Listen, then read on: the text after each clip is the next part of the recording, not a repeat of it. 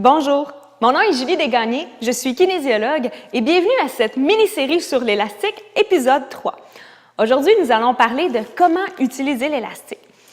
Comme tout bon élastique que l'on veut étirer, il veut revenir à sa position de départ. Donc, si vous ne vous méfiez pas, il pourrait arriver des petits accidents comme revenir trop vite ou même jusqu'à échapper l'élastique. Donc, on ne souhaite personne se faire mal. Donc, il faut être très vigilant à respecter le mouvement de revient de l'élastique. Donc, chose très importante.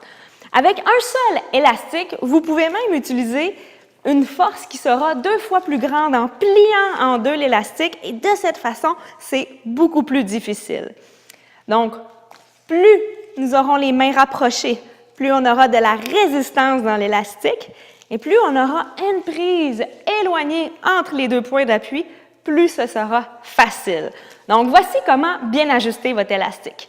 Ensuite de ça, il y a plusieurs façons de l'utiliser. Comme vous avez vu, à l'intérieur même de mes 2 mains, il y a plusieurs exercices qui sont possibles. Avec l'élastique à poignée, ce qu'on peut faire, c'est de venir passer l'élastique sous les pieds et puis en tenant l'élastique dans les mains, une panoplie d'exercices s'offre à nous à venir tester et à essayer. Pour ce qui est de l'élastique type anneau, donc on disait que c'était intéressant pour travailler les stabilisateurs, alors on vient l'enfiler, placer juste au-dessus des genoux.